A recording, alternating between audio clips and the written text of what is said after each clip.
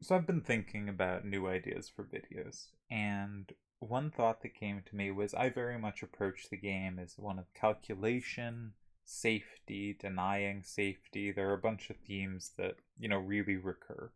And what if I tried to view the game through a completely different lens? Nothing, very little to do with how I think of it, or at least the order and structure of the thoughts, and started from some kind of vaguer, less specific thing, because I tend to be a very specific player, and work from there.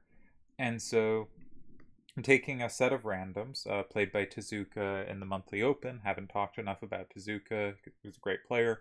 Won't really do it here because I'm just taking his randoms, but they're games I won't have looked at before.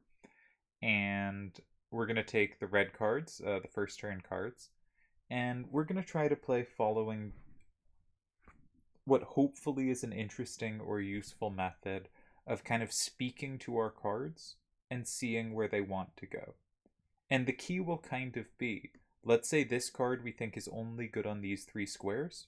If two of them are filled, we're really going to want to play it in the third because we know it won't be good anywhere else. So this idea of we're going to talk to our cards, we're going to see where they want to be, and then when time is running out, we're going to make sure they do get to one of the squares they want to be in.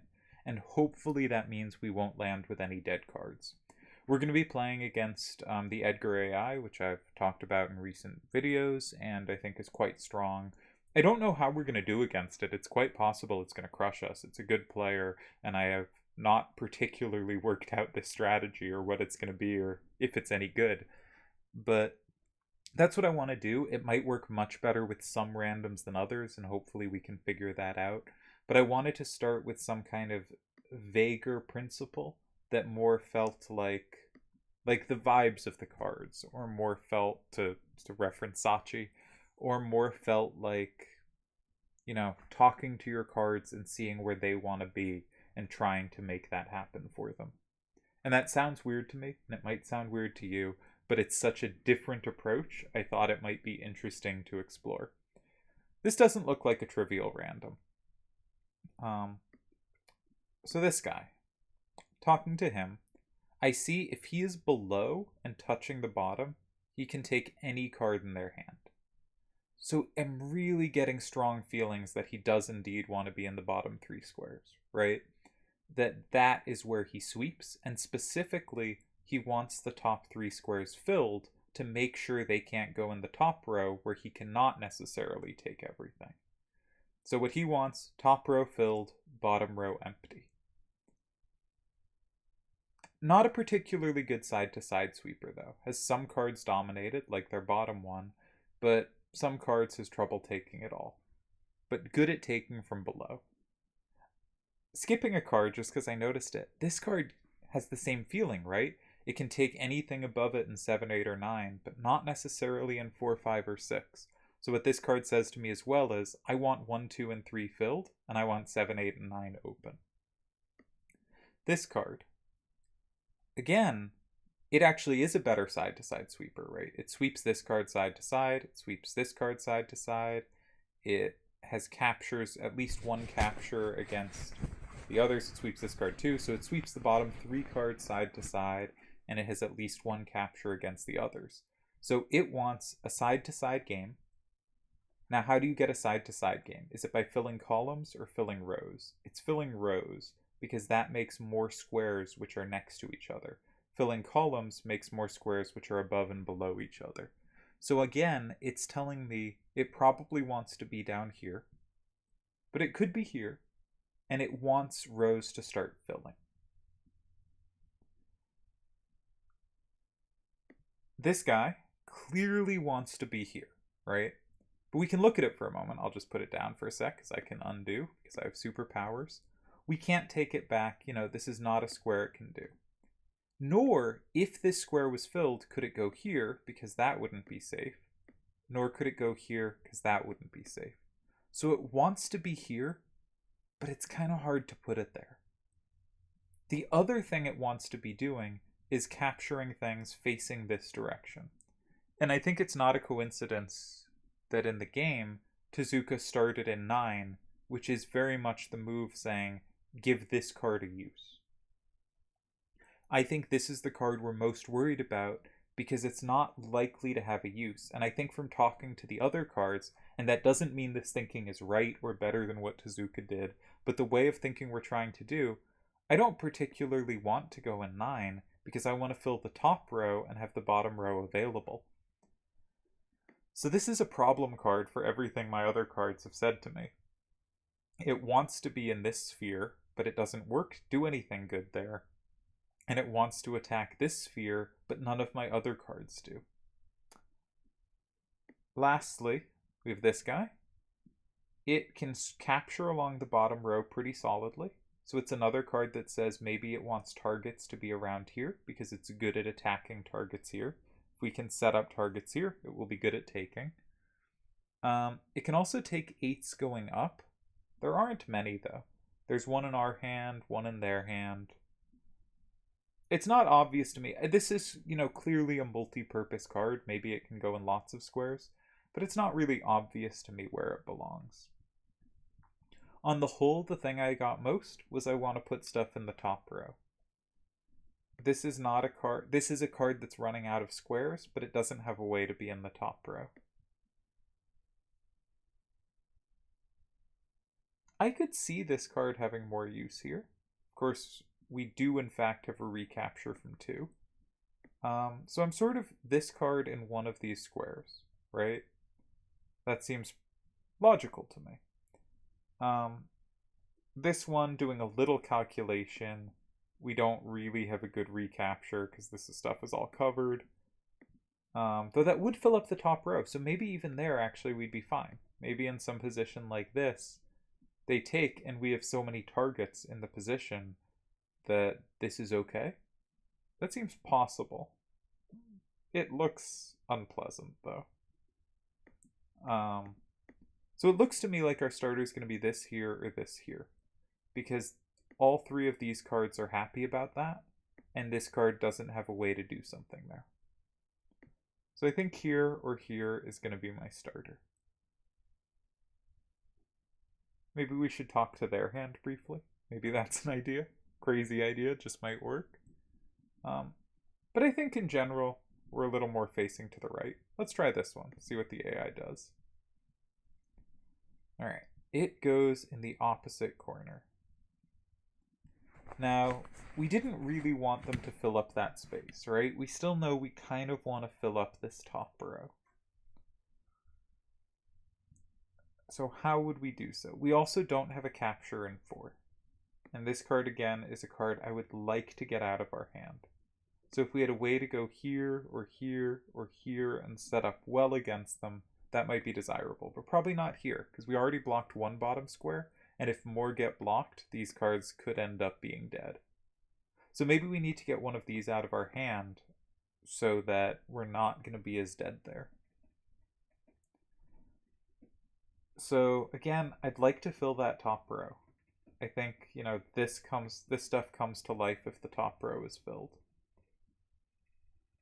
It's annoying that 2488, their top card over here, in 1 is going to be safe, but it does fill the top row for us.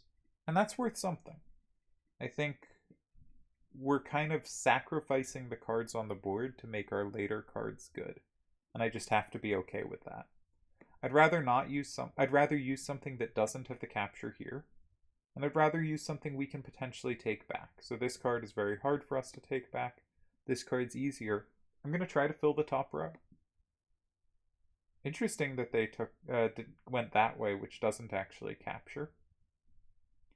Now, I'm a little torn. One instinct following our reasoning is to play in 4 and make sure every square in the middle row has a square below it that we can attack from. Probably with this card, actually, right? Because this card is the one more likely to be dead in the direction of the game. So this card in 4 looks appealing. The other is to say we can start locking in our cards in 5 or 6. But I think 4 looks, right? Because we're always looking for ways to get the cards out of our hand that have no future value. This has been the problem card, and there's finally a square it can sit in, because this square is occupied, and this square is occupied. So we can use this card effectively, so we're going to do it. Alright, that's a very odd move. So now we should be in pure calculation mode, right? By any reasonable way I play. But we can also look for, what does useful things here. And this puts us up 7-3. So they're going to need 2 captures. And it doesn't look like they have double captures. I'm going to play here. And we win 6-4. Brilliant success for the style? Who can say? But I think we made a move that looked kind of sacrificial in here, just giving up cards to them. But we said, I want to make sure these cards have squares that are good. And I'm just trying to find uses for the cards I can. Oh, I'm really pleased won that. I think this AI is strong, by the way. Like, I do not think this is a pushover AI. I will probably have competed with it in many tournaments by the time you see this. And I suspect it will have done pretty well. I also played some matches against it, giving myself 1 minute per move. And did not do near as well as I wanted to. So, and I lost some of them. So I think this is a real opponent. That was at the very start of the return. I would like to think I am a sharper player now than I was then. But I think it's quite a decent opponent, and we just crushed him. So now going to Tezuka's second game where he had first turn. He also did win his game in that one. And he won this one as well, because Tezuka is excellent. Alright, so we're the red player. Let's talk to our cards. This guy likes facing up over here, right? He can take anything. Now, mostly they have 7s down. They have 3 different 7s down. So he's also really happy just to be anywhere under them, right? Any of these squares. He wants cards to be over here, and him to get to play over here. Him or her. So we have this kind of, we want cards to be here, and this card wants to go here. What about this one? It can take anything if it's touching the wall, but I think mostly there's just the fact that it can take anything in their hand if there's stuff over here. So it wants there to be cards on the right side of the board because that's what it can attack. Could also potentially be good left. They have 2 7s, but they have 3 8s. So it wants the game to be going right. It wants cards over here. So our first guy wants cards over here. Our second wants cards here. Third one. Like seeing 8s over here. Like seeing 7s over here. Neither of those really exist. Generally has some power, but maybe not against their hand. Didn't mean to drop it there, right? The 7 to the left is beating nothing in their hand. The 7 down is beating a lot. So I think it wants cards to be here. And actually, with them only having 5s up, this card might be good at even attacking downwards. But this card really wants cards to be in the bottom row, because that's where it's going to punish our opponent. So this card wants cards here. This card wants cards here. This card wants cards here. Curious. This is our first big corner, so it potentially just wants to be a safe corner. That is not safe. We can't combo back. We can't recapture, so it probably doesn't get to live that life. It likes facing towards to capture stuff over here. But actually, against their hand, again, there are 3 8s to the left. There are a lot of 7s down, or an 8 down. It's happy if it's under that 8, but it can't take the 7s. I'm not sure where this card wants to be given their hand. So this is normally like one of the best level 6s and a type of card I love. It might be a card we want to get rid of. This one. Well, it can fight against their left stuff, but only if this row is blocked up. So it wants this row to be blocked, and then it provides good coverage, this column. Okay, I'm getting some mixed messages here. You want these squares kind of filled. You want these squares filled. You want these squares filled. You don't know what you want. You want these squares filled. I feel like I just made a circle and got nowhere. This does indicate to me maybe this guy should go. this square, 2 different cards wanted filled. I think, and these 2 squares, 2 different cards wanted filled. But these are tough for us to recapture. So I'm going to go here because my 8655 wanted stuff up there, and my 7628 wanted this blocked off so the 6-8 part could dominate. So I'm going to go here. All right. So they grabbed safety. Now, I very much want to block in my card. That seems good, right? All right, we're not just gonna, just because we're trying to get cards out of our hand doesn't mean we're just gonna give them free cards, right? We're gonna block 2 here. There's also an argument, you know, there's safety here. And that would be a good way to use this card, actually, right? Because if we talk to our cards again, this guy wants stuff over here.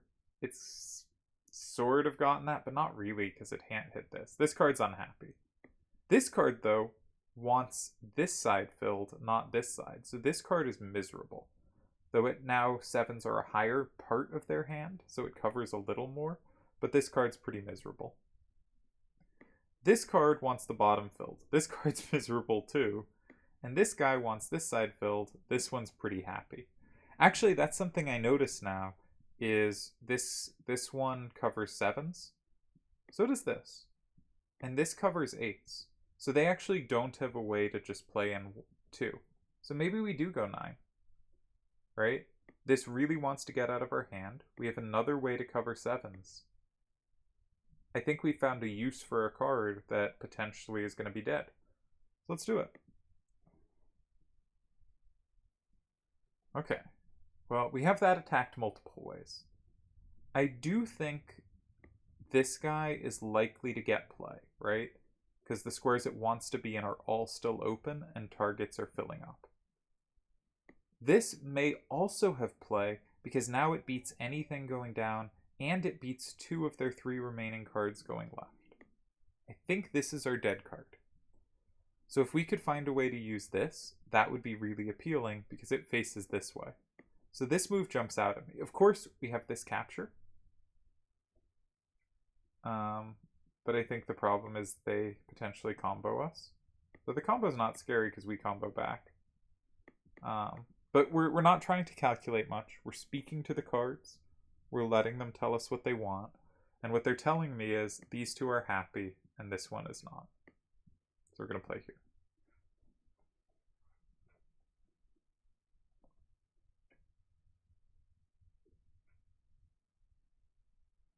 And I think we probably just missed a win.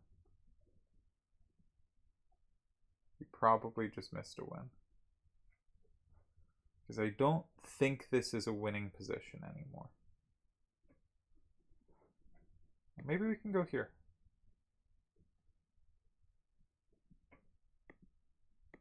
Yay, we won again. Damn, this is doing well. So we did not miss a win here. It just took me a sec to see 2. So we are doing like 3 move calculations at the end, right?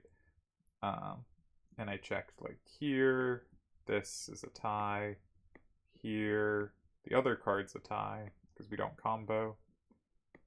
Here, say this is a tie. Here, this one's a tie. So it took me a bit to get to checking 2. Here, this is a tie. And finally, here, they did not have a tie. And we got it. Ooh, this is doing very well. Again, Edgar's a decent opponent, but we're making sure our cards have good endgame play. And that's turning out valuable. We're not turning down safety, right?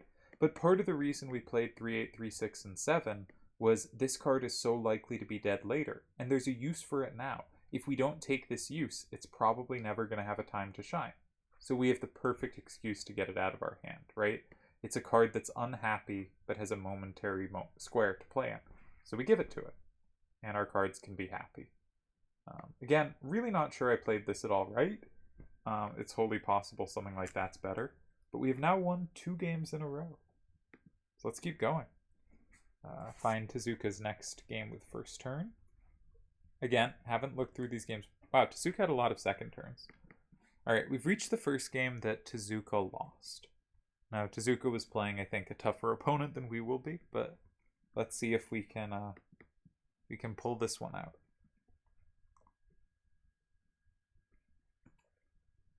Or at least get a tie. Really surprised we've won both. This was not supposed to be a video where things went well. Alright, let's speak to our cards. What do you want? You want to punch up here. So you can take anything. Actually, though, they have no 8s facing down. So you want things up here, so there's always stuff for you to take. Also, the 6 and the 4 makes me think if there were 8s facing left, you'd sweep them this way. But their hand has no 8s to the left. Though actually, it has low enough stuff. You're pretty good at taking sideways. So you want here filled up, maybe even here filled up, though. Because this plays pretty well against their hand. Good card. Don't want to be using you, want to be punching with you. How about this? Your 8, not that powerful. The 3 and the 5 can combo 8s facing up. Only see one of those. I mean, I guess you want to attack stuff over here.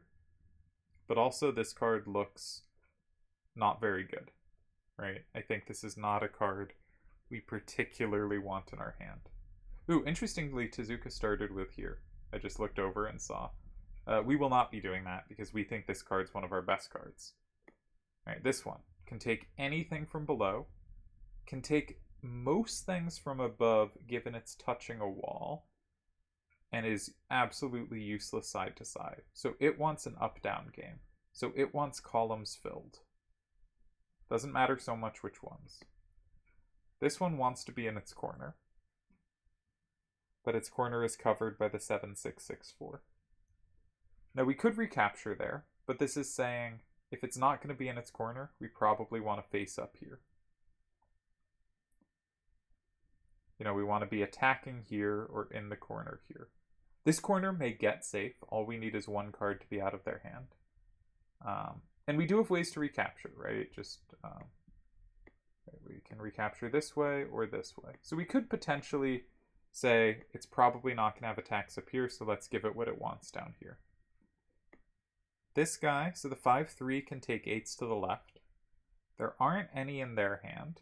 The 5-3 can also take 8s facing down, if on the bottom row. There aren't any in their hand. The 8 is pretty powerful, but the 8 is kind of stymied. So this card and this card aren't speaking to me, and they're kind of redundant. So I would like to find a way to use them immediately. This card wants to either go here or attack stuff up here. This card wants to attack anything in this realm. This card wants to attack stuff above it. The square that I keep coming back to is 3. But neither of these cards fits well in 3. This card could go in 9. My hand isn't super unhappy about that, but it's not excited about that. It's definitely not excited about that. So unlike Tezuka, I don't want to throw this in 3. I don't think that fits how we're thinking through moves here. What's this one? This wants something over here. This wants very unclear. This wants very unclear. This wants something in the top. This wants something over here. But neither of these cards fit there. So maybe we do it with this card. This is the card of the cards that have wants that's least likely to find a place because it doesn't fit well here yet. And so let's get rid of it. Let's do it this way. Keep the 8-6-5-4. Very curious move. Very curious. Now, we'd love to get one of these out of our hand. Neither of them fits here, though. We'd love for this card, we want columns to be filled, which means, even though it directs the game rightward and this is bad going right, this card would kind of like to see this square filled because it makes there more places where there is up-down fights, right? These two squares do not meet up-down, but every other square will have up-down connections. So getting this square filled is actually pretty reasonable for a card like this, I think. So There is some desire to play here, I just don't think we have a good way to. This card, again, just loves all the action that's happening. I think we probably just need to block 2 with one of these. The problem is they're both susceptible to combos, right? This 5-7-7-6 is an issue.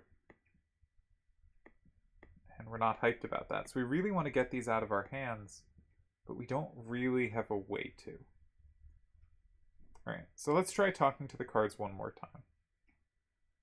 What do you want? I still have no idea. What do you want? I just don't know. You want up down, so you want here filled. You want to punch this way, so you want one of these squares filled. Alright, so I feel like I have to drop this in one of those squares or this in one of those squares.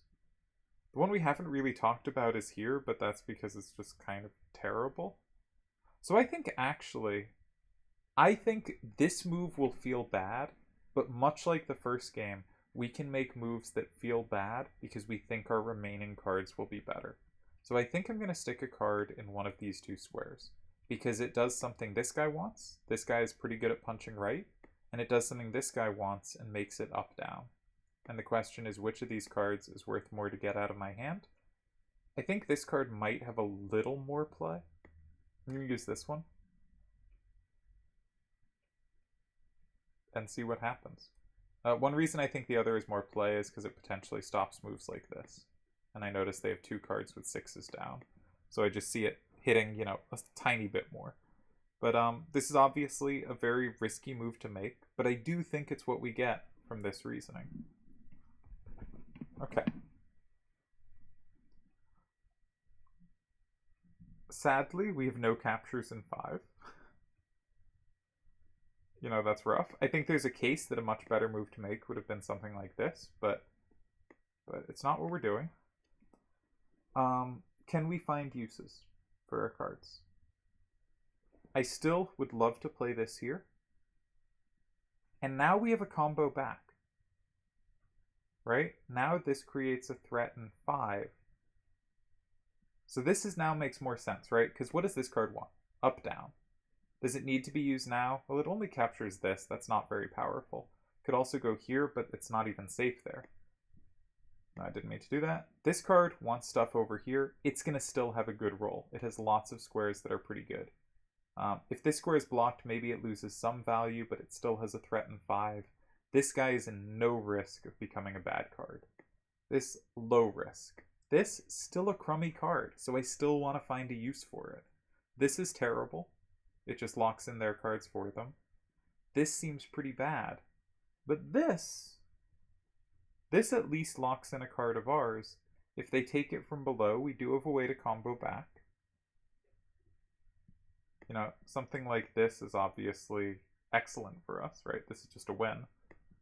And if they combo us here, or here, we do have a way to combo back there too. And if we calculate out the line, that works. So that was a little calculation, but even just seeing that we have combos, this looks like we found a use for this card. Let's try it. Well, they went complicated.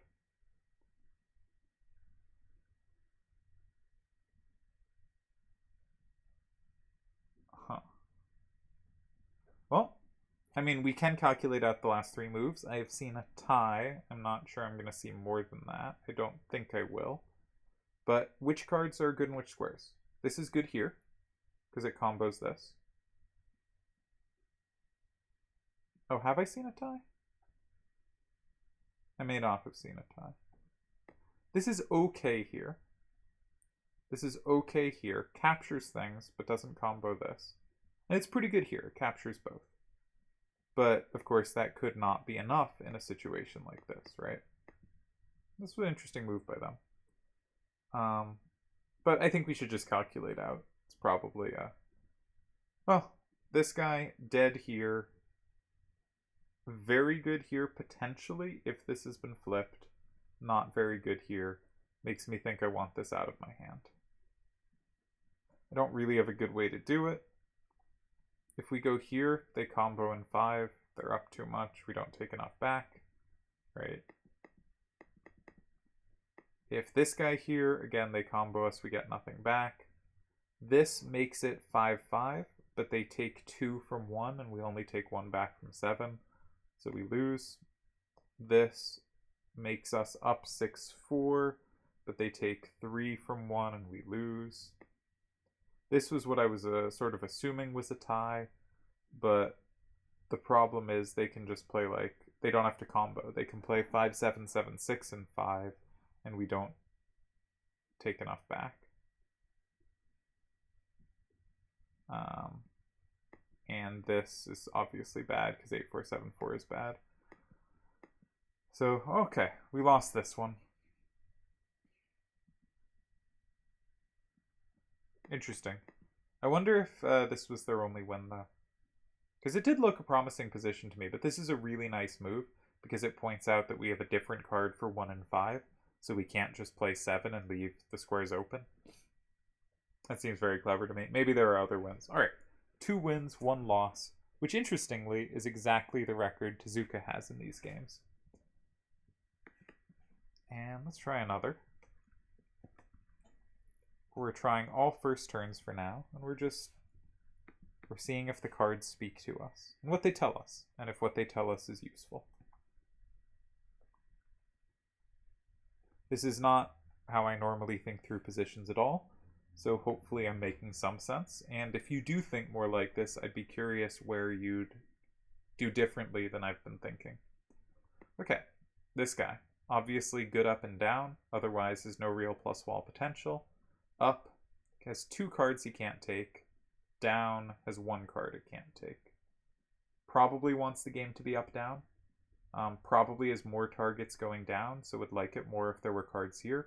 But in general would also like if columns are filled, so it can be good in the remaining columns going up-down. Wants to be a corner. That's all it's ever wanted.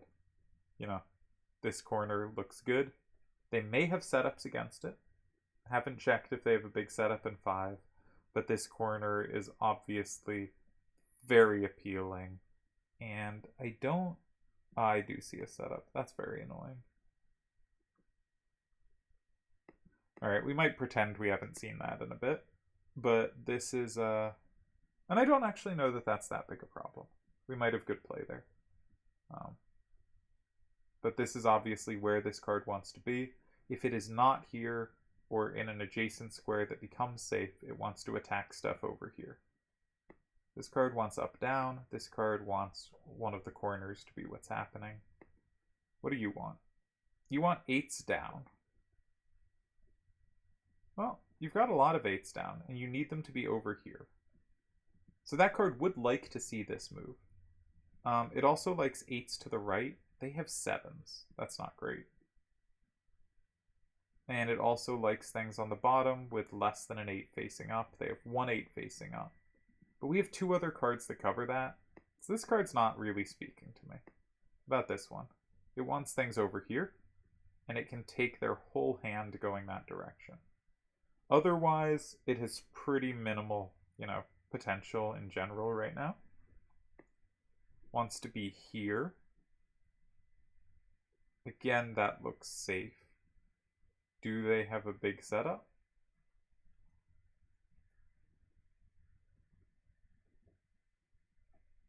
Yeah, they do. Okay. And if not here, it wants the game to be facing over here. So actually, is this move not just clearly feeling right? Even though they have a setup. We know they have a setup. We've seen they have a setup. But my 8-7-6-1 is happy that stuff is facing upright. My 8-5-8-4, what it wants is going to be down the road a bit. Like this, of course, all moves help a column fill up, and all moves that aren't in the middle row are going to make the game at least a bit up-down. 5-3-8-5 wants to see an 8 facing down from there. 4-8-5-5 wants to see cards on the right. This card wants to be here. Right, they didn't do the big setup. And it turns out that we've given up a lot of power facing down right. So, potential problem. But let's speak to our cards again. Wants to be up down. Now, how are we going to make it most up down? I think going here and here in general will do the most to leave their squares above and below. Something like here cuts down interactions, I think. But maybe these are similar. Here, here, here, or here kind of thing. I just do feel the three corners is the side to side really matters. So I think here or here is where this card wants action played. This one would like to be set up to hit their card. Can't be. Or can only be in like single ways. Like this sets it up one way, this sets it up one way. But this card, it would also be happy to recapture here, but that's not happening. This card might be a card we want to use.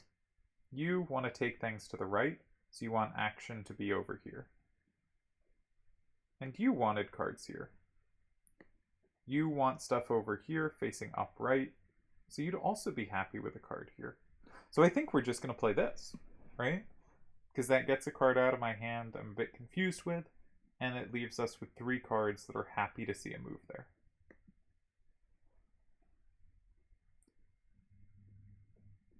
Okay.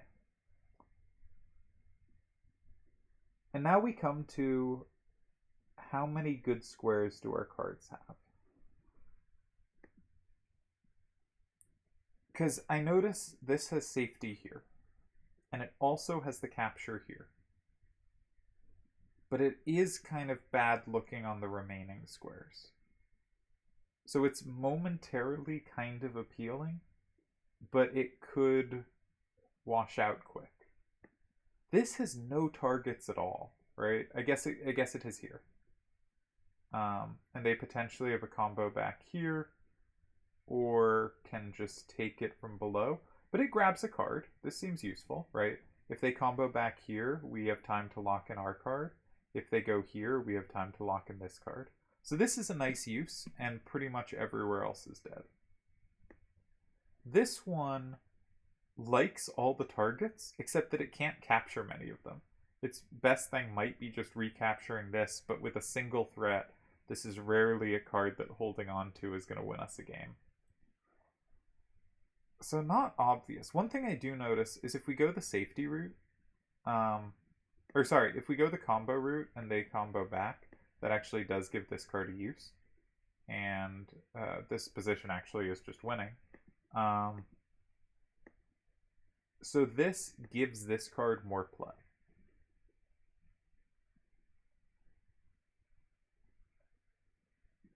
Though it's easy to see lines where it's just not enough. Ooh, no, the 4855 has all the pluses here. That's a win. Weird. I shouldn't be allowed to move the cards around when calculating. But actually, it's interesting that the 4855 is actually a pretty good sweeper on the bottom if their 6 is out of their hand. So maybe this plays well, though that took a bit of calculation. But I think this is a logical move for us to consider. This is a logical move. But maybe this is our most logical move. It does mean we have just no coverage of 4, right? Something like this kind of leaves us feeling a little silly, and we'll head directly for a tie. And we might have more than a tie here. But I think this is the move that our current method would be most drawn to, because it thinks this card is likely to run out of squares. But if we notice that the 4-5 playing off this 8 actually covers 7s here, and it's pretty good at the bottom, maybe we start looking at other things. So I'm not sure. I think this is the move we'd make, but I want to try the other moves after. Very strange.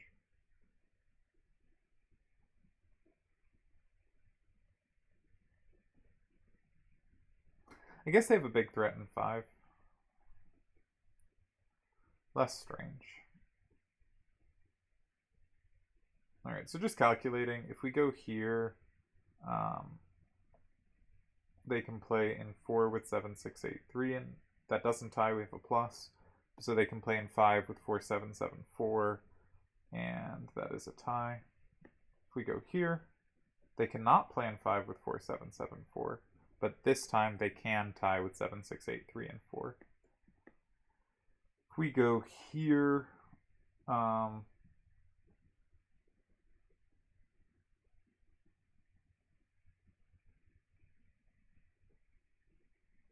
if we go here, we win. Nice, we got a win. Cool. Edgar going down to this 5 strategy. Alright, what about the other moves? If we went here, what would they have done?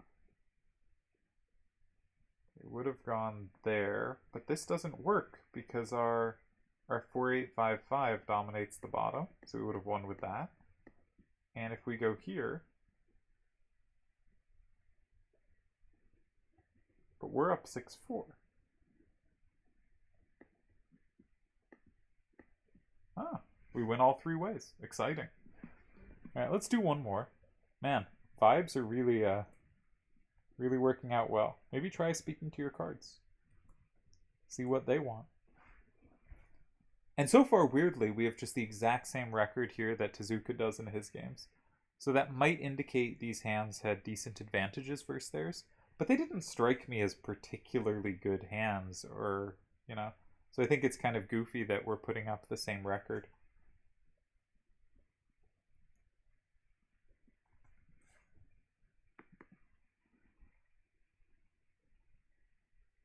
Alright, this will be the last one, because it's taken a bit longer than I was thinking. I hate this card. It sucks. Just says no play in any direction that's particularly good. Can't take 3 things in their hand going up. Can't take only 2 things going down. Can't take 4 things going right. Can't take 4 things going left. Card sucks. It wants to be out of our hand. This guy wants stuff to punch down here. That's what it wants. And its 8 in general to the left is pretty strong versus their hand. So it wants stuff over here, but ideally here. This wants this row column filled so that it can go here and take anything in here. Not a great card either. This wants potentially to be a safe corner, but it very clearly is not.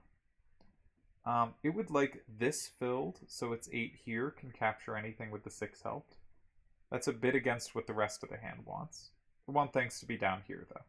It's pretty good at taking things down here. This also wants stuff down here. Note the 8 and 7 are pretty similar, given they have 2 8s up and no other numbers. It would like to see stuff down here. Also, its 7 up plays pretty well. Actually, better than its 8 down.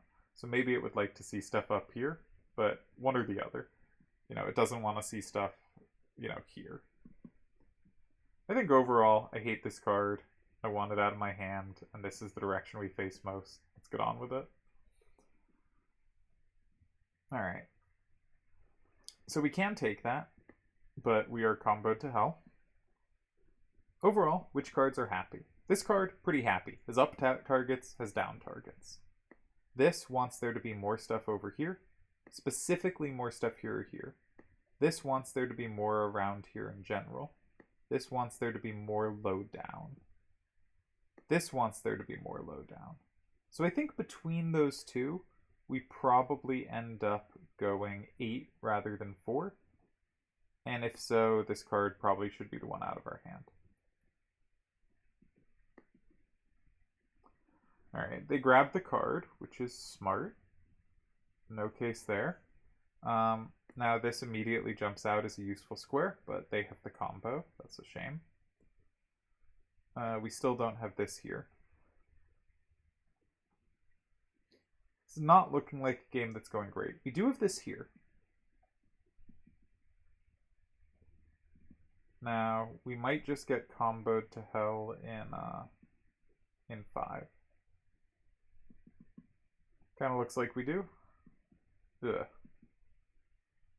This card doesn't have here, and is thus kind of not happy. This card has lots of stuff it can attack. Does it actually want to do any of it? Could it go here? Then at least 8, 4, 6, 6, and 5 is covered.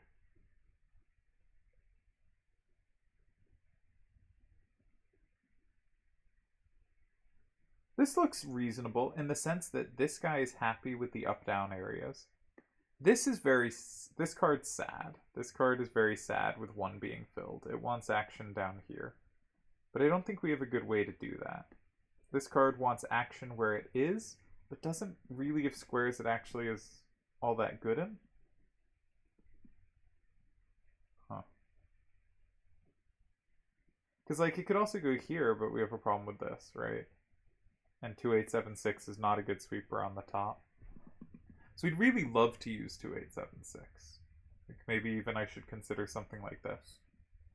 But it sets them up for a combo in 6. This is just not a good use. This does nothing. This is covered. This is pretty hideous. So I think this is the most logical I came up with. I was hoping, incidentally, for them to go here, because then we have kept a good endgame card and we get the tie. And I thought that would have been a nice way to tie. But they went here. So my instinct is this, to get it out of our hand and leave us with the 7-8 sweeper, but it does not work. Oh, we have a plus and 2. I didn't realize we set up a plus and 2. In that case, I've been, of course, saying this move the whole way. Obviously. Alright, so this move is at least a tie, and I can definitely calculate.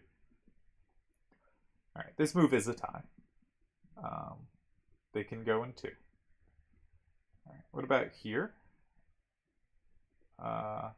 It does set up us to have a plus and 6. Doesn't actually do much. They can still play in 2 and tie with 1848. So that ties. This one loses pretty badly. This one loses pretty badly. This one loses, but not pretty badly. And this one does set up combos both ways.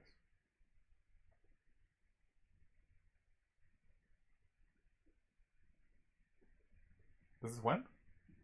I think this wins. Nice. Alright, well, we matched Tezuka's record in this game. That's pretty funny. Did it with a tricky hand. So hopefully this was an interesting advertisement for talking to your cards, and hopefully I made sense, and this felt like somewhat consistent reasoning. Talk to your cards. See which ones speak to you. Get rid of the ones that don't. You know, if it is an 8 to the left, no plus wall potential, you know, and they have a lot of 8s to the right, and it's just never taking them, that card sucks. Get rid of it. Keep cards that are good.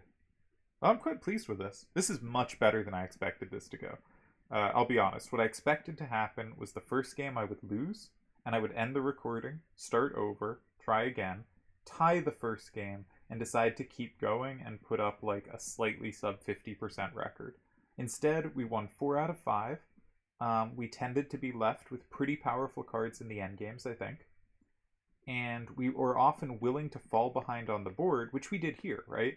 They were the first to lock in a card, and we didn't even like take back, you know, with safety or with high out facing or anything exciting.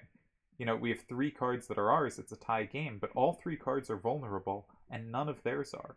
But we have kept, actually 2876 sucks, but we have maybe kept the cards that are most useful, and maybe we just lucked into it, right? Because, you know, they went here, and weirdly, this sets up combos both ways, and this sets up combos both ways.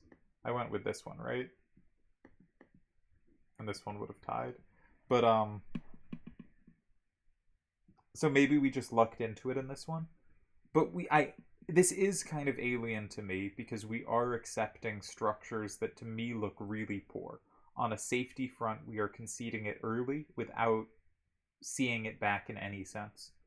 But actually, the games were pretty decent against, I think, a pretty decent opponent. They did do some strange moves, but they tended to take safety when they could, and, you know, I think Edgar's a good opponent. And if you've played Edgar, you probably know Edgar's a pretty decent opponent.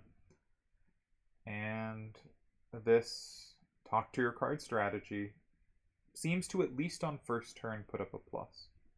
Maybe that means I should do one more, 1 second turn. Does feel like I should see if any fit applies there. Because holding on to a powerful card on second turn is sort of maybe less meaningful.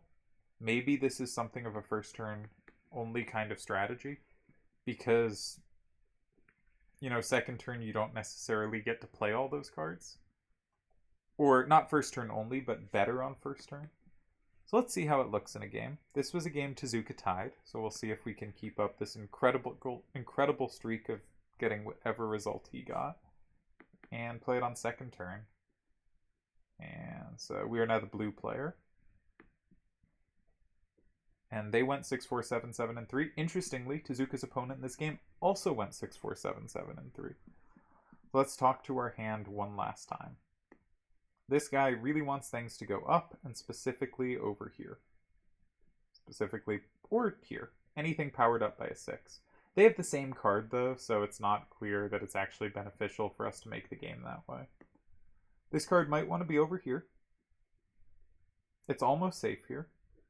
And generally wants to face upright. Can't deal with this card, but may be able to deal with any cards that go in these kind of squares, right? It's 7 overpowers anything. It's 7 up overpowers anything but the 8. So as soon as cards are in this vicinity, it will be happy. Wants it to be up-down, which again, I think means we want columns filled.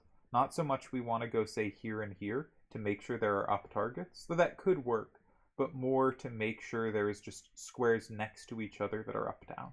There's two ways to see it, right? We could think about going here and here to make it a more up-down game, or we could think going here and here to fill up columns, or we could even think anything on the bottom row is going to make targets down and targets up. Not sure what this wants, but it might be happy. This one, it has its corner, but its corner is not safe, nor particularly appealing. And it wants targets over here, which it would have trouble taking the 8s, but it could take anything this way. So maybe it should best be seen as a card with a 7 to the right. So it wants stuff to fill up over here, so its 7 to the right can dominate when cards land in the middle. So that's a bit redundant with this guy. This wants 8s. Specifically, it wants to be on the top row when 8s are below it. And that's probably not going to happen. There are a bunch of 8s facing up, but the top row has already started to fill. This move did actually stand out to me as possible, because it sets up our cards to have combos both ways, but it also sets up their cards to have combos both ways. And I think that's not all that appealing, and we did have another use for this card. This wants this side to be filled, this wants this to be filled. On the other hand, we don't have a threatened 2. So another way to handle it would be something like this, which gives our 5-7-8-5 play in 6, our 4-6-6 play in 2, and they also have some play in 6, and they have some play in 2, but none of it's that great. Like, this card has such weak outfacing. This card doesn't touch 5, so if these are left open, these cards aren't doing that much. This might be appealing, but also we liked our 7-7-4-6. That seems like a card that has some play. So maybe a better way to do it is to say, can we set up using a card that doesn't have play? This seems a much better way to do it, right? The 7-7-4-6 has both 2 and 6. It does set them up a little, but not that much. They don't, for instance, have a great play for 2. 7-7-4-6 is so happy to see this. 8-3-8-5 still has up-down play.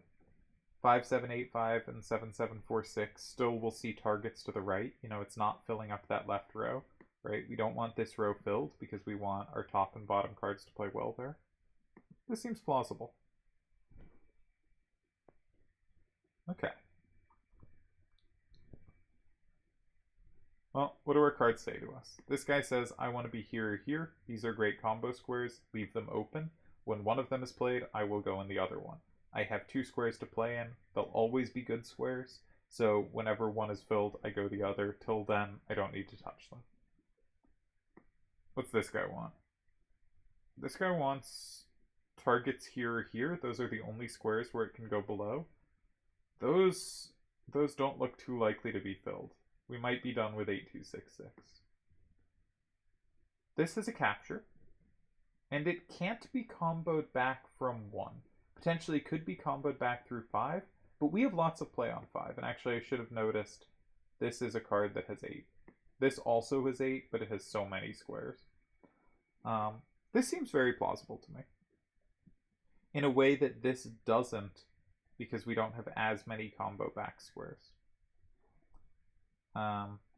What's this one want? It can take. It is a combo. Doesn't seem that exciting though. Doesn't have here, doesn't have here, doesn't have here. Does it want to be in its corner? I mean, maybe. Right? 8385 has the plus in 2. 8266 has the plus in 4. We're on second turn. Maybe that's okay. That would be a nice card to get out of our hand. That doesn't seem like it's doing much.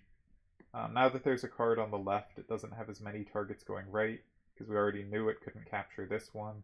So it can hit this, it can hit here, and maybe it can hit something in 2, but it has very limited power there. This is leading me to think this gets it out of our hand while doing something. And this gets this out of our hand while doing something. And it's not clear this will have other squares. Those are the two moves that are coming to mind for me. This also gets it out of our hand while doing something. It does set them up so well. The thing I don't like about this, and this does require more calculation, is this card is now good here and here. And that just seems very unpleasant to me. So I'm going to say our move is here or here.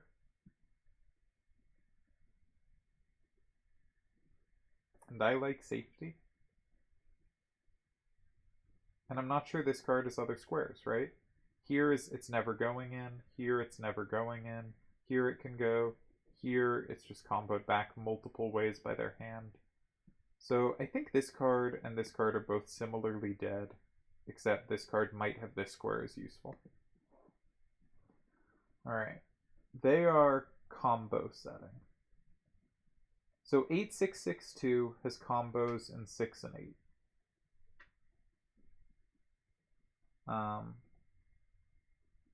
But we have the combo in 2, and they do not.